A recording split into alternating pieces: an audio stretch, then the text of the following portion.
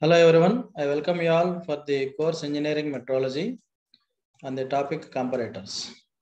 So this is the first lecture on the topic comparators.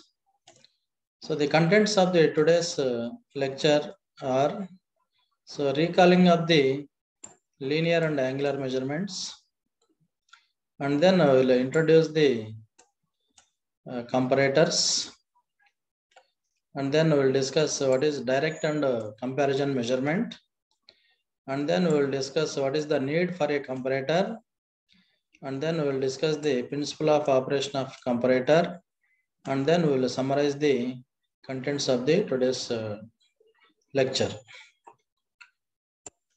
So let us first will discuss the linear measurements.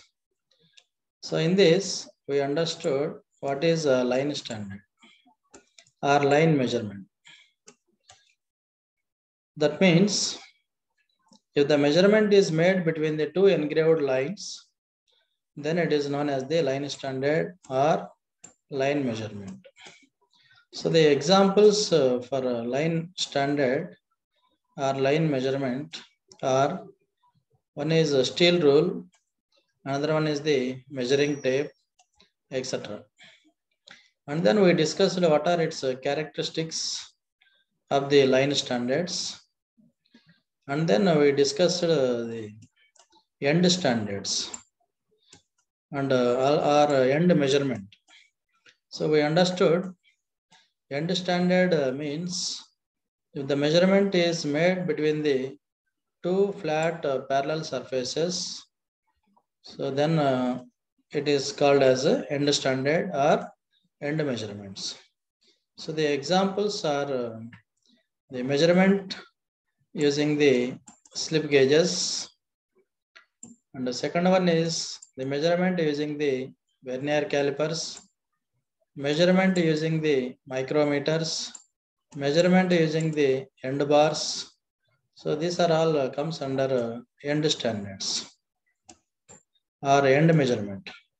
And then we discussed the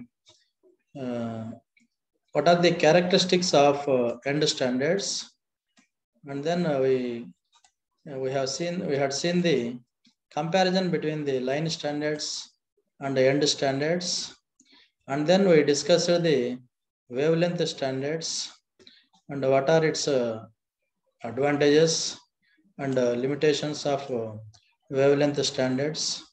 Also we had seen in the lecture 1, and also we discussed the what is vernier calipers. So vernier calipers is used for measuring the outside dimensions like diameter, length of the workpiece or width of the workpiece, and also it can be used for measuring the internal dimensions like internal diameter of the hollow workpiece, and what is the depth of the slot or depth of the groove can be measured using the vernier caliper. So this vernier caliper works on the principle is that the difference between the two scales or divisions which are nearly but not quite alike for obtaining the small difference. So we have the main scale divisions, we have the vernier scale divisions. So these main scale divisions and the vernier scale divisions are nearly equal but not exact. So if we measure this small difference, that enables the enhancing the accuracy of the measurements. And then we discussed the vernier height gauge, which is used to measure the vertical dimension from the reference ground. So the reference surface is a surface plate. On this we will place the workpiece, And then also we will place the vernier height gauge. So this measuring probe is placed over the workpiece which is to be measured. Then we will take the what is main scale division and what is vernier scale division. So by using the least count of this instrument, we can calculate what is the height of the given component. So this works on the same principle as the vernier caliper. And then in the second lecture, so we discussed the micrometers. So what is micrometer? So micrometer can be used for measuring the diameter of the workpiece, that is external dimensions as well as internal dimensions, or width of the workpiece or thickness of the workpiece. Similarly, the micrometers can also be used for measuring the internal diameters of the workpiece or internal thickness of the workpiece if it is hollow. And the micrometers are classified into two types. One is external micrometers,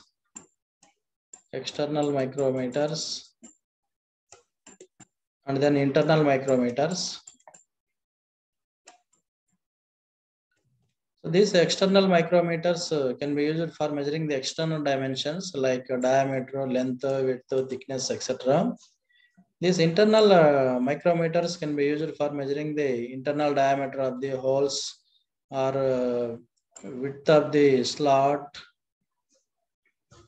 or thickness of the slots can be measured using the internal micrometers. So these micrometers works on the principle of screw and nut. So we have the micrometer.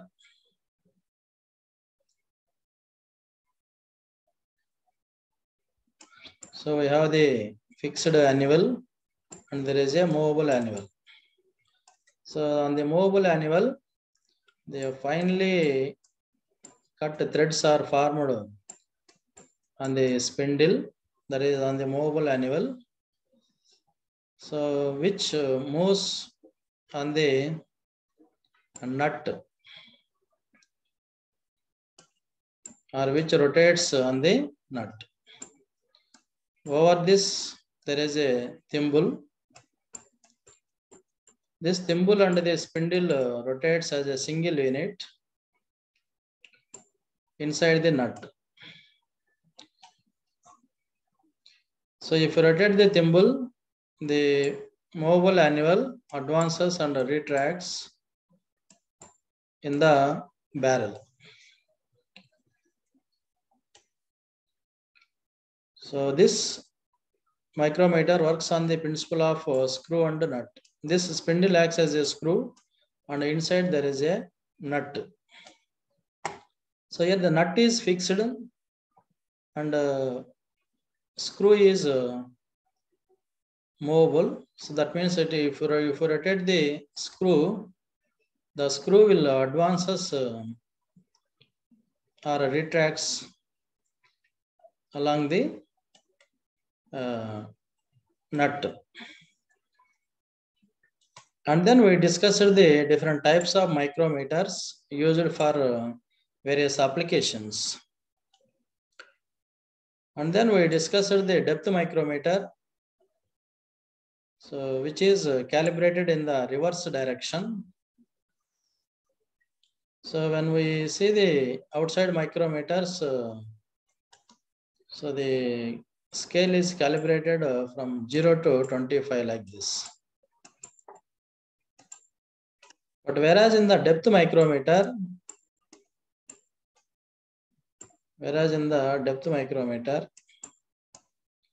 so the scale is calibrated in the reverse direction. So here it is 25.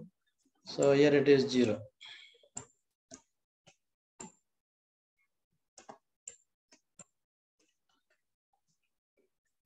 So this micrometer we can use to measure the depth of the holes, slots, and recessed areas.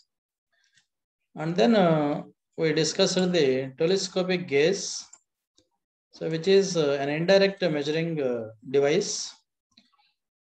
So this alone cannot be used for measuring the dimensions of the component.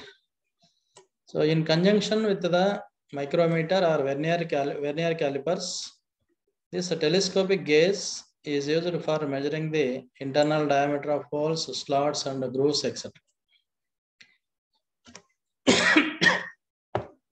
And also we discussed the dial bore gauge, which is used to measure the inside diameter of the hole or cylinder or pipe with a high degree of accuracy and speed. So in the lecture 3, so we discussed the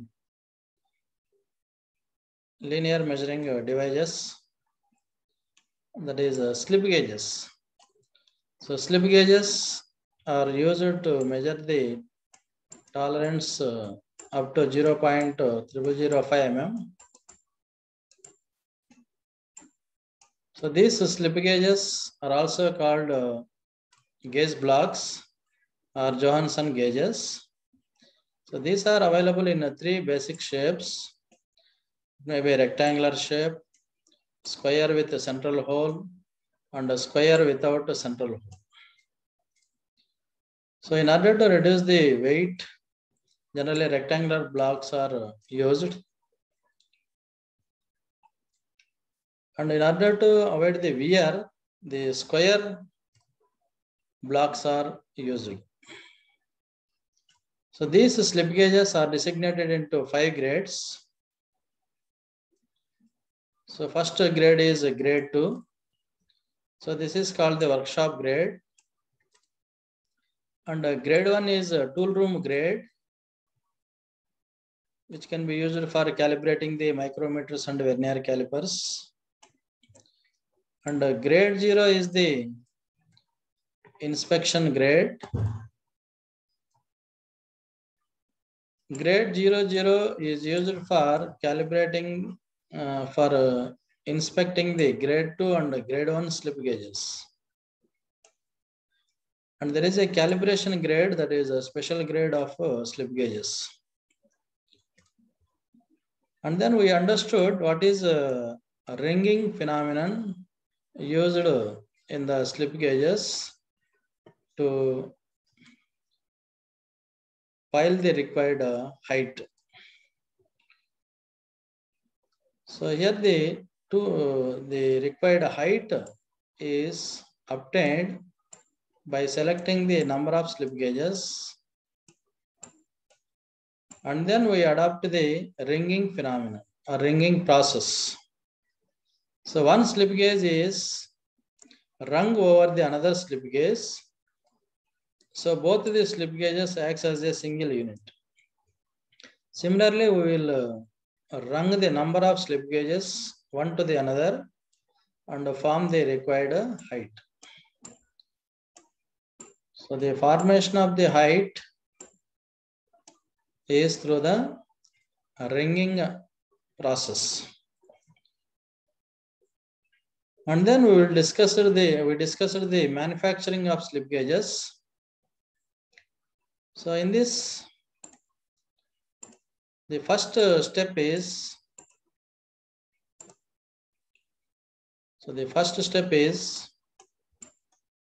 select the high grade steel blanks of appropriate size. So in the second step, so we will harden the slip gauges, and then rough grinding operation is performed. In the third stage, so in the second stage, maybe the steel blanks are subjected to the stresses. So in order to relieve the stresses, these steel blanks are stabilized to relieve the internal stresses produced in the step 2. That is in the rough grinding operation. In the step 4, so we select 8 steel blanks of nominal size, and all these 8 steel blanks are placed on the coplanar faces of a magnetic chuck. So the magnetic chucks are used to hold the thin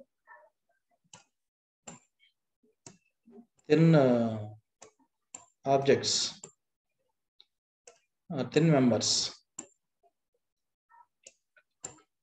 So we'll select the 8 steel blanks, and all the 8 steel blanks are placed on the coplanar faces of the magnetic chuck.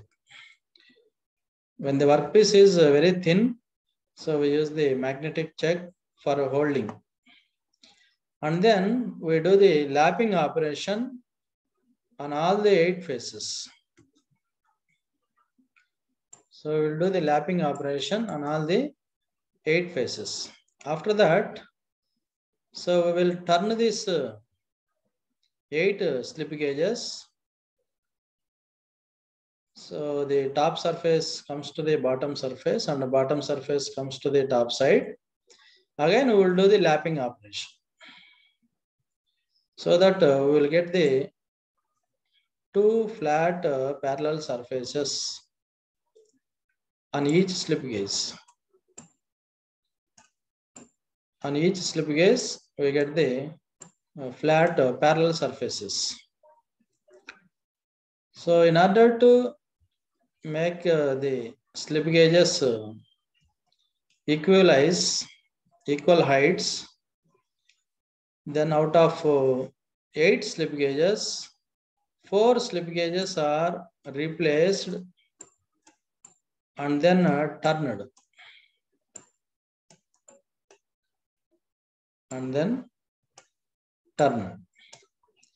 So that any error in the equalizing the sizes of the components can be make to the correct size. So after performing this operation, so each steel blank will have the 2 flat parallel surfaces and equal size. Once this step is over, then we will check whether the produced slip gauges are manufactured to the required size or not. So by piling all the 8 slip gauges,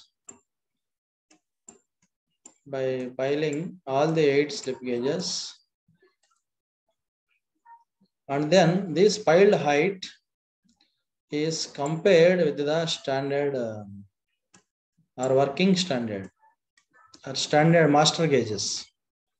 So with the help of comparator.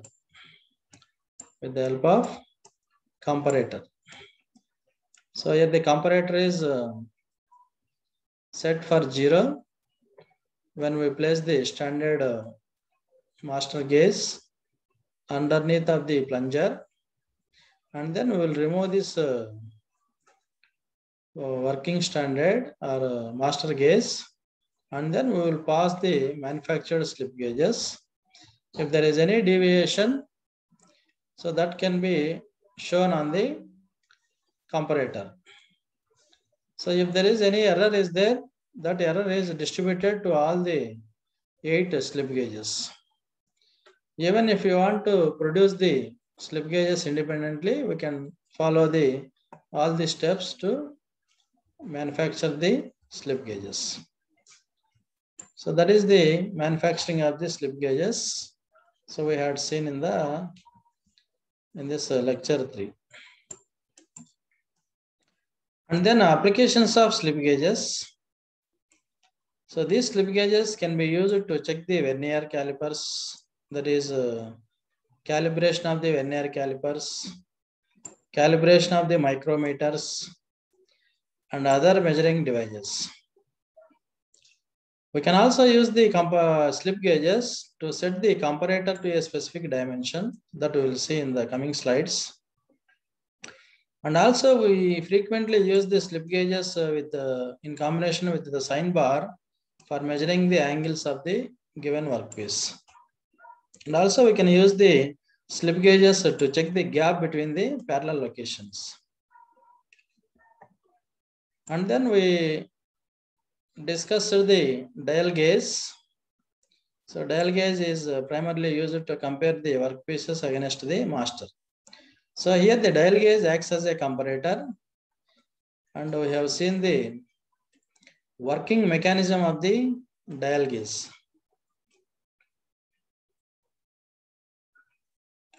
In the lecture 4, so our discussion start with angular measurements. So for angle measurements, we use the bevel protractors. So these are the angle measuring devices. So in that, the vernier bevel protractor is the simplest angle measuring device.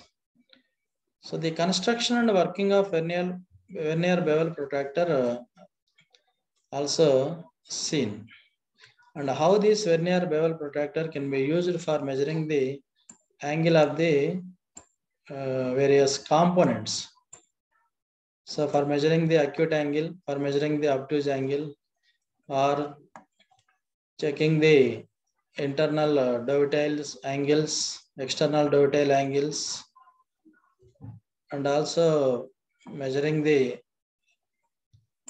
checking the perpendicularity of the produced slot, and also we can be used for measuring the angle of the given component, also seen. And then we had seen the optical bevel protractor.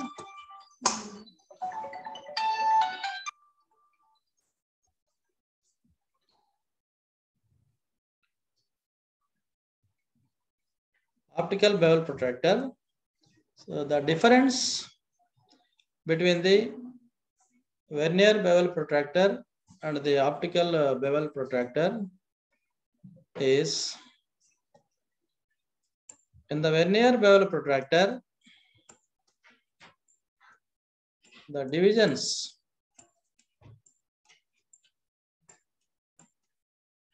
so this is the optical bevel protractor.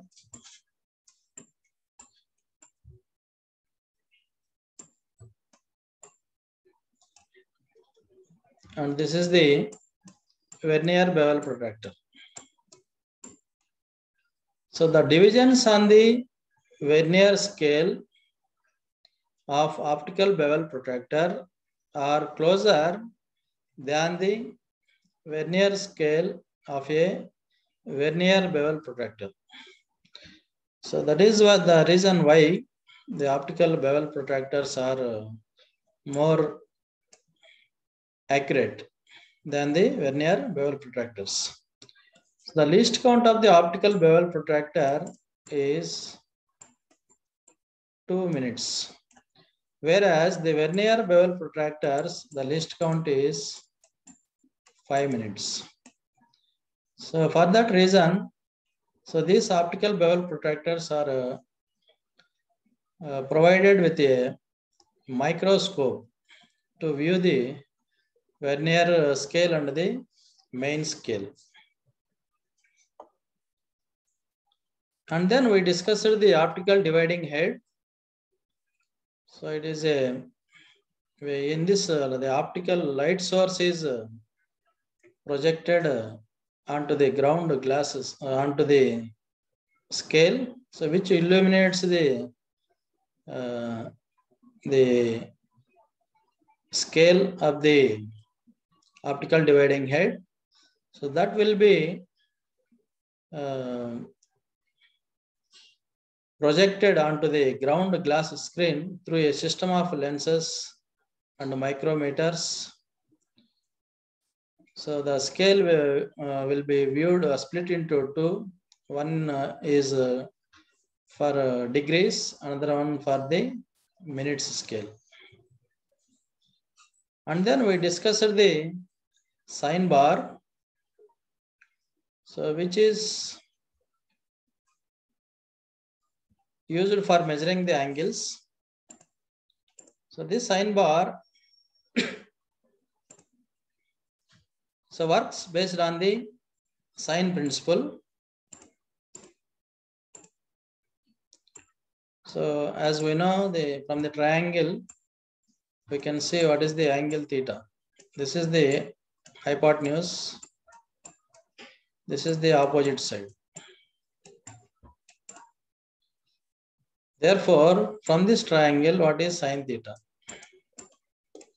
Sine theta is equal to opposite side by hypotenuse. So in the sine bar, so this is the sine bar.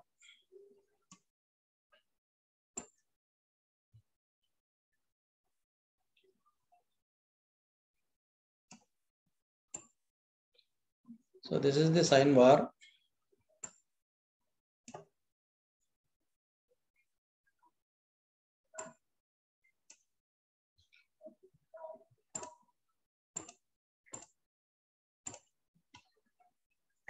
So this is the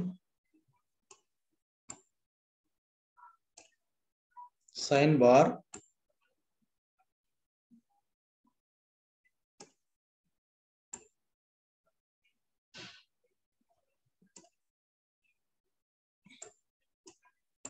So this is the triangle. This is the angle theta. So this is opposite side. And this is the hypotenuse. So the upper surface forms as the hypotenuse of the triangle. The upper surface is nothing but the center distance between the two rollers acts as the hypotenuse of the triangle, and the vertical distance between the center of the two rollers will give the opposite side of the triangle. Therefore, so sine theta is equal to this h by L.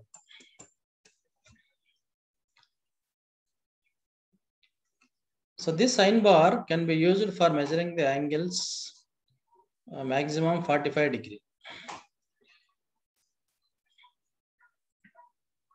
And also we discussed why the sine bar cannot be used for measuring the angles more than 45 degree. So we derived the relation d theta is equal to, so from this we can find out h is equal to L into sine theta.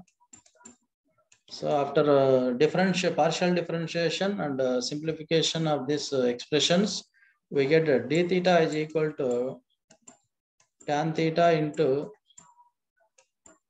dh by h minus dl by L.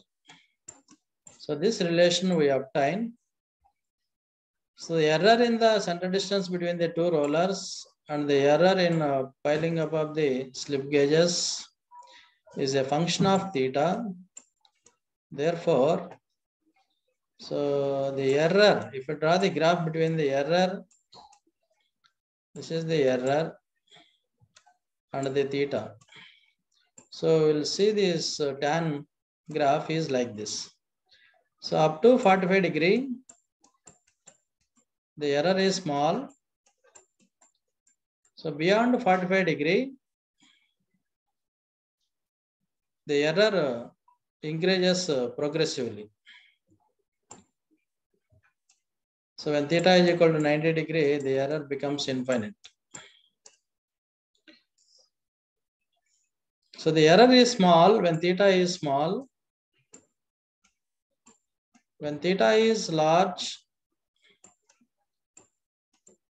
When theta is large, the error is also large. So that's why the sine bars cannot be used for measuring the angles more than 45 degree, because tan 45 is equal to 1. So where you will get the error. So beyond that, the error increases progressively. And then we discussed the sine centers, so which can be used for measuring the angles up to 60 degree. So the sine centers are used where the conical workpieces cannot be held conveniently on the conventional sine bar. So we use the sine centers. So the centers of the sine table, sine bar can be adjusted, and in combination with the slip gauges, we can set the conical workpiece on the sine center. And then we discussed the sine table, so which is most rugged device which may be swung to any angle from 0 to 90 by pivoting about the hinged end. So the sine tables may be two types. One is simple sine table, another one is the compound sine table. In the simple sine table, the table can swung about only one plane. In the compound sine table, the table can swung about the two reference planes.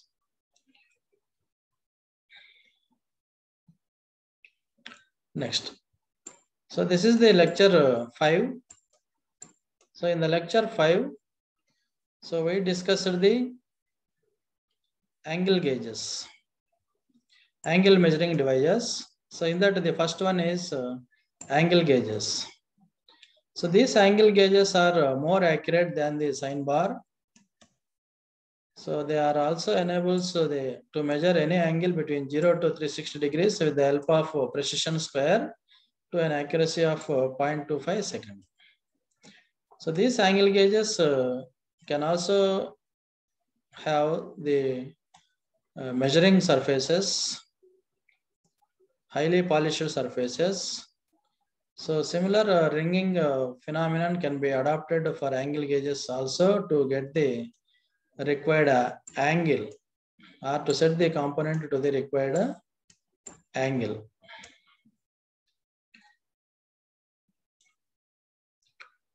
The angle gauges are more accurate since the sine bar involves the trigonometric relations, but in the angle gauges, no relations are involved.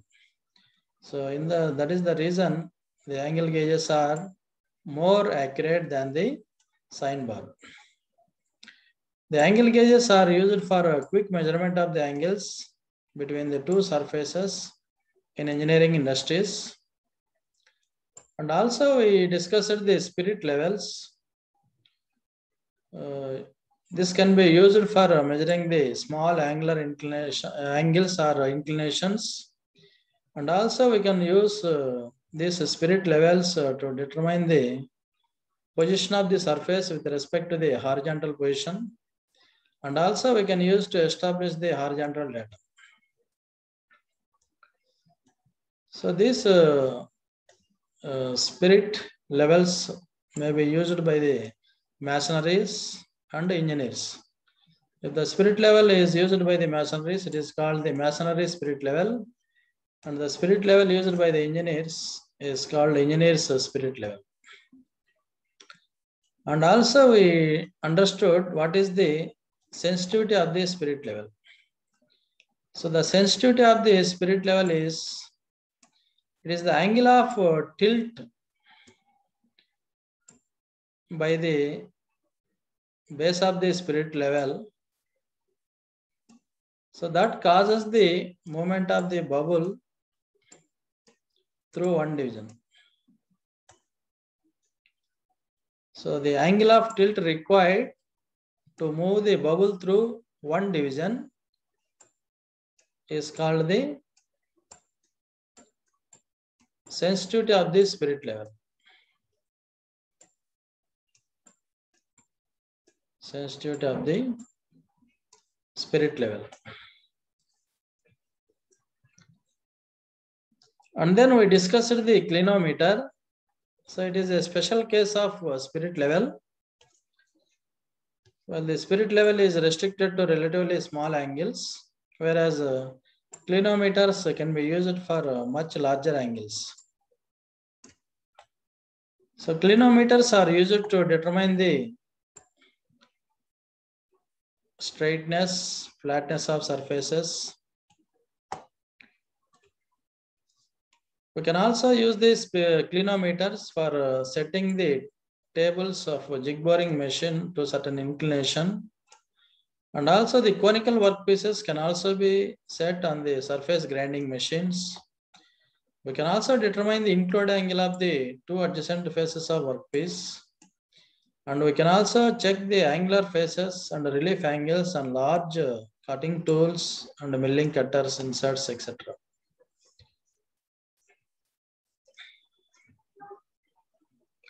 So this clinometer is a combination of spirit level. So it consists of the both spirit level and there is a circular dial. So this is the lecture 6.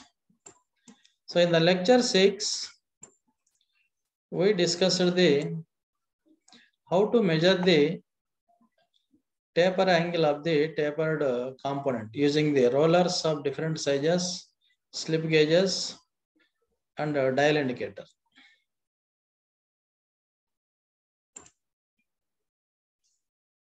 So this is the tapered component.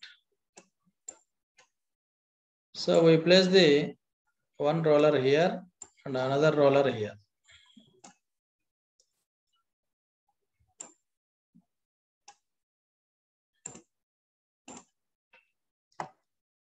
So this is the reference surface.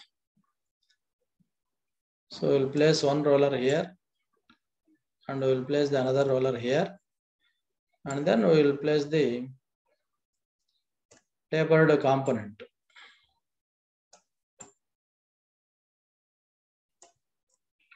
So we can measure what is the angle of the tapered component. So this is the center of the roller, bigger roller, and this is the center of the smaller roller.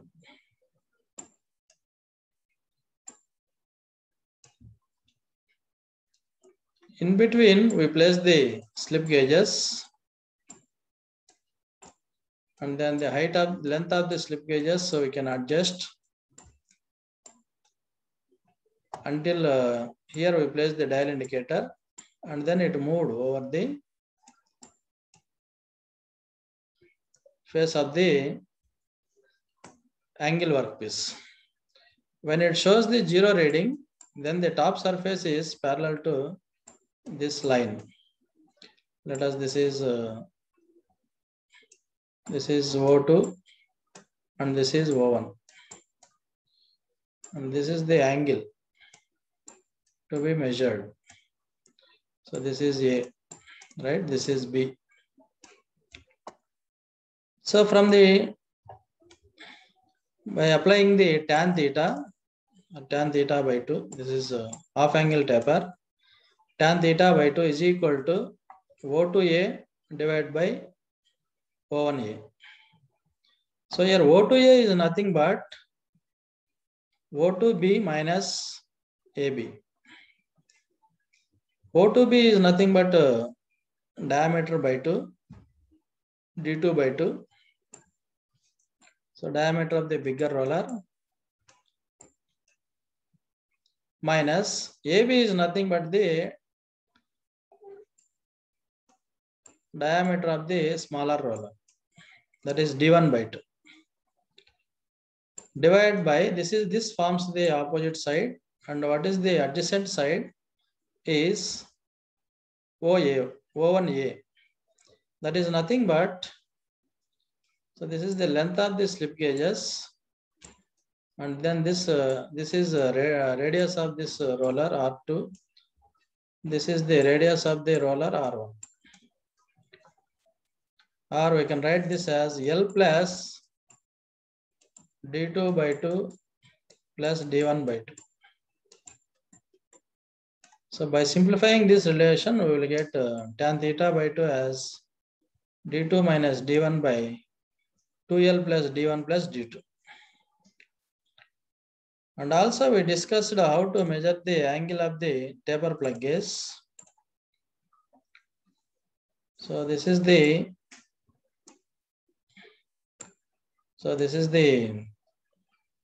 surface plate, and this is the taper plug gauge. So here we use the rollers and then slip gauges and then micrometer. So we place the similar diameter, we will select the similar diameter rollers, and then we will place the rollers at the bottom of the taper plug gauge with the help of slip gauges. Let us, the height of the slip gauge is H1. This height of the slip gauge is H1.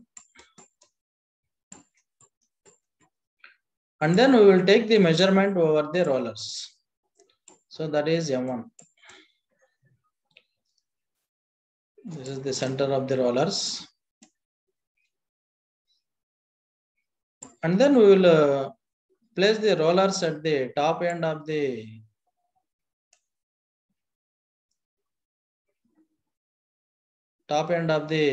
taper plug gauge, and then with the help of slip gauges. This is the height of the slip gauges.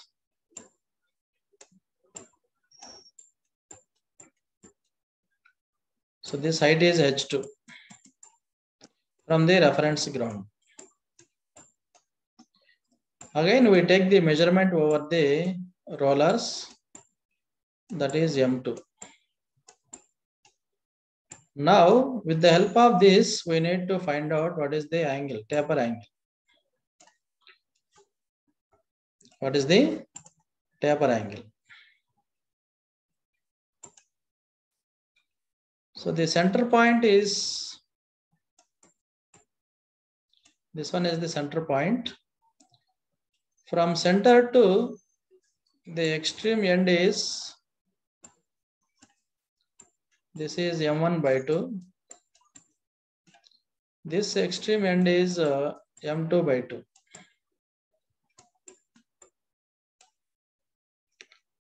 So here, so let us, I will redraw this. So this is the center of the top roller, and this is the center of the bottom roller. So let us, I will join here, okay? And then I will drop a line perpendicular. So this is the axis of the taper plug gauge. And you know, up to this it is M1. What is the up to center point? M1 by 2 minus this diameter by 2. That means this distance is M1 by 2 minus D by 2. Similarly, this is the center of the roller. From center, this distance is, this is M2 by 2 minus D by 2. So this is the angle theta. So we need to find out this angle. So if you find out this opposite side, and then if you find this adjacent side, you can calculate what is the angle theta. So what is this opposite side? This opposite side is M2 by 2 minus D by 2 up to this. So we need to subtract this. So this length is m1 by 2 minus d by 2. Divide by, what is the height? Center distance between the two rollers. So this height is, so up to this it is h2. From center it is h2 plus d by 2. So this point is h2 plus d by 2. So let us, this is the, right? This is h2 plus d by 2. Similarly, what is this height? So this height is h1 plus d by 2. Now we require this height. This height is nothing but h2 plus d by 2 minus h1 plus d by 2. Divided by h2 plus d by 2 minus h1 plus d by 2. So upon simplification, this will get the tan theta by 2. So upon simplification, we will get, so this d by 2 gets cancelled, minus minus becomes plus. So m2 minus m1 divided by 2 divided by this h1, this d by 2 and d by 2 gets cancelled, you will get h2 minus h1. Therefore, tan theta by 2 is equal to m2 minus m1 by 2 into h2 minus h1. Similarly, we also derived the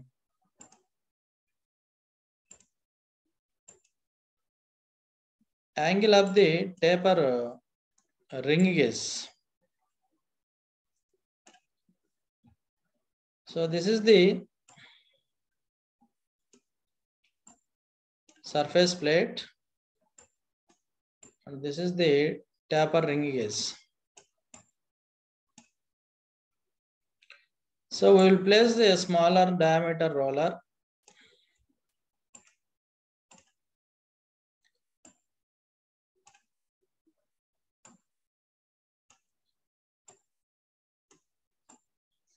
So we will place a smaller diameter roller and then we measure what is the height above the roller.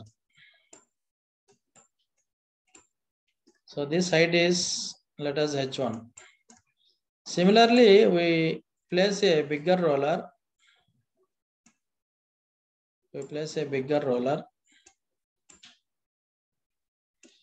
So with the help of depth micrometer, we can take the measurement over the rollers. So this height is h2.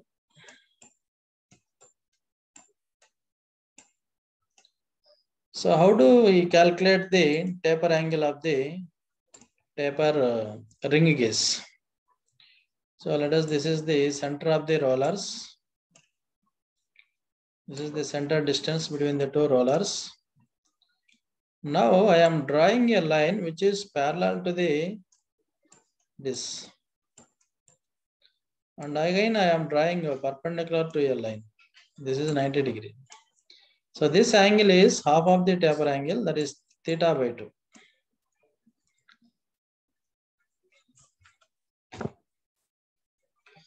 Now, so what is sine theta by 2? What is sine theta by 2? Is equal to, let us, this is O2 center and this is O1 and let us, this is point is S. So sine theta by 2 is equal to O2S divided by O1 O2. So how do we calculate the O2S? So O2S is equal to, so this total distance is R2 minus, what is this distance? This distance is same as this distance, that is R1. So R2 minus R1 is the O2S. What is the center distance between the two rollers? So this center distance is, total height is H2. So O1, O2 is equal to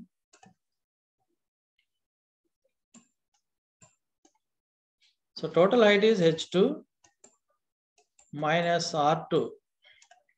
So this height is R2. So you will get the dimension here. So this is H2 minus R2. Similarly, we need a dimension here. So this is, total height is H1. So we need to subtract this R1. H1 minus R1. So we require this distance.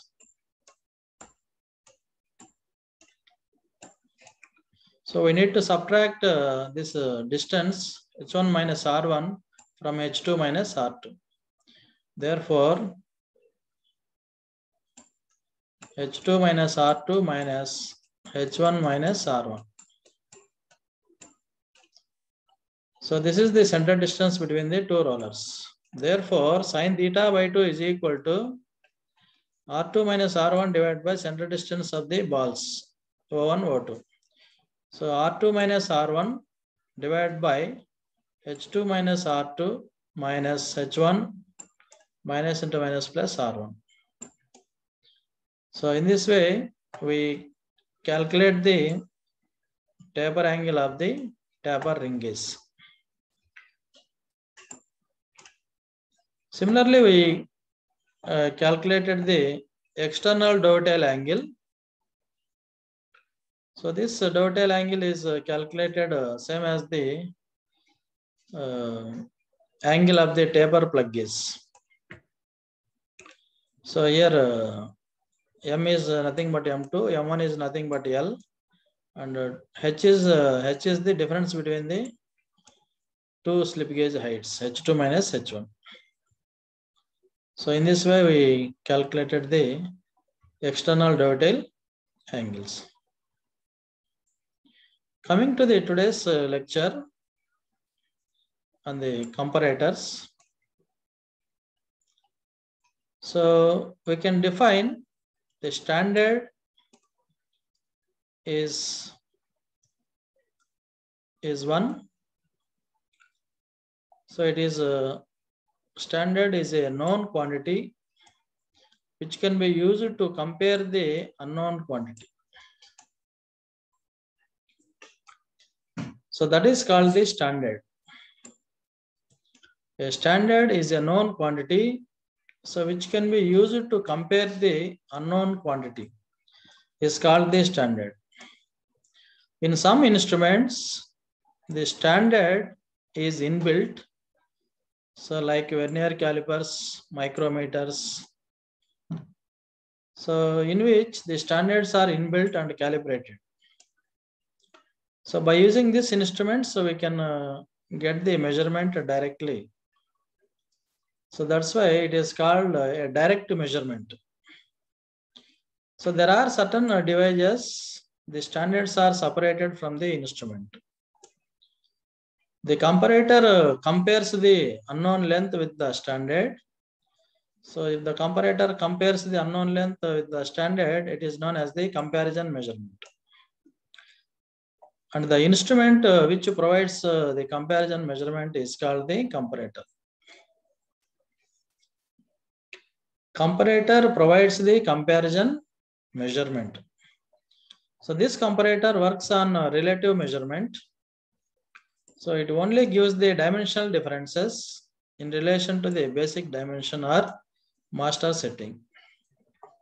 So these are generally used for linear measurements, and the various comparators are currently available, but they are differ in their methods of magnifying or amplifying and recording the variations measured. Then we will discuss what is the direct and comparison measurement. So direct measurement means A calibrated standard directly gives the measured value. So let us, if we consider this as the either micrometer or vernier calipers. So let us, this is the 26 mm. So this is the workpiece which is to be measured. Is placed between the two jaws of the vernier calipers or between the two anvils of the micrometer. So directly you can get the measurement. So that is called the direct measurement. Comparison measurement means, so in this we use the standard and then we set the comparator to the reference value, that is the standard as the reference. We set the comparator to the standard value and then we will remove the standard and then we will pass the unknown either job or workpiece or unknown quantity which is to be measured is passed under the comparator. So this comparator shows the difference in the standard. So that is called the comparison measurement. So in the comparison measurements, we will get the difference of dimension with respect to the standard. The unknown quantity is measured in terms of the standard plus or minus the difference. Comparator has to be set to a reference value, usually 0 setting, by applying a standard. Once it is set to this reference value, all subsequent readings indicate the deviation from the standard. So the deviation can be read or recorded by means of a display unit.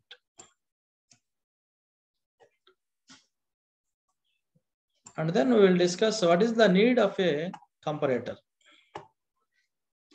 So let us, the company is manufacturing the aluminum pistons which are used for motor car.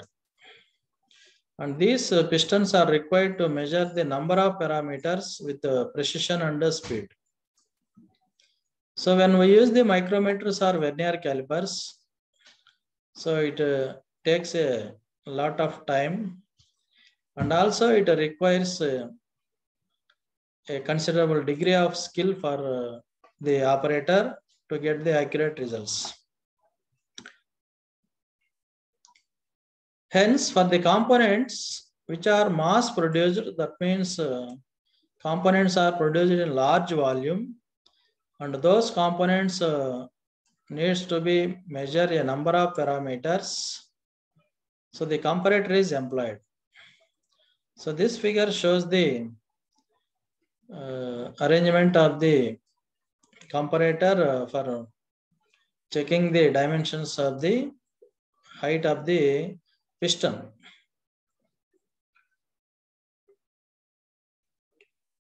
So determination of the height of the piston to a high degree of accuracy would take only a few seconds. So this comparator is also having the tolerance pointers. So how do we compare or how do we use this comparator for checking this piston height? So the actual height of the piston needs to be measured is 85.35 mm. And this can be set with the help of slip gauges, that is called working standard. So we select the 8 mm slip gauge, 4 mm slip gauge and 1.35 mm slip gauge. And then we will place the comparator over the slip gauges and we can set the comparator to 0. And it is also possible to set the pointer to the tolerance limits, that is a high limit of the component and the low limit of the component. These are the limits of the components. Also set with the help of the suitable combination of slip gauges. So after setting, the standard is removed underneath the plunger, and then the piston which is manufactured by the particular company is passed underneath the plunger to check the dimension 85.35 mm, or if it is made within the tolerance limits. If it is within the tolerance limits, the pointer will move within the tolerance limits. Then the component is passed through that inspection process.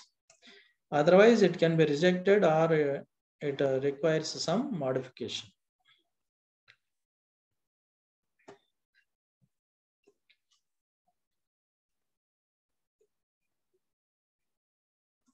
So here the comparator magnifies the deviation of height and shows it with a pointer deflection for a high degree of accuracy. So that's why the comparators are used. So in mass production, these comparators are useful. So when we use the comparators, the skills required for the operator is very less, and also within a short period of time or within less time, so we will get the results for the measurement.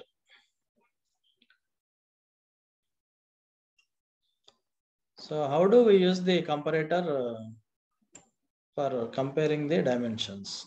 So let us first, the comparator is first adjusted to 0 with the help of slip gauges of standard height. Then the comparator plunger is placed on the component to measure or checking the dimensions. The dimension of the workpiece may be less than, equal, or greater than the standard dimension. So if the dimension is less than or greater than the standard, the difference will be shown on the dial of the comparator. So in comparators, the difference is shown as magnified on the dial. So the magnification may be in the range of 2000 times is quite common, and may be obtained 40,000 times of the moment of the plunger. If a comparator magnification 1000 is used, then the deviation of dimensions of 0.02 mm will result in pointer moment of 20 mm on the dial. So how do we define the magnification? So the magnification of a comparator is defined as the ratio of moments of plunger and the moment of the pointer is called magnification. So this is about the today's class. Now we will summarize the points. All measurements requires the unknown quantity to be compared with the known quantity. That is called the standard. So in some standards, some measuring instruments, the standards are inbuilt and are calibrated. In some instruments, these standards are separated. The comparator compares the unknown length with the standard. Such measurement is known as the comparison measurement. And the instrument which provides such comparison is called the comparator. So in comparators, the difference is shown as magnified on the dial, and the magnification minimum 2000 times are generally used.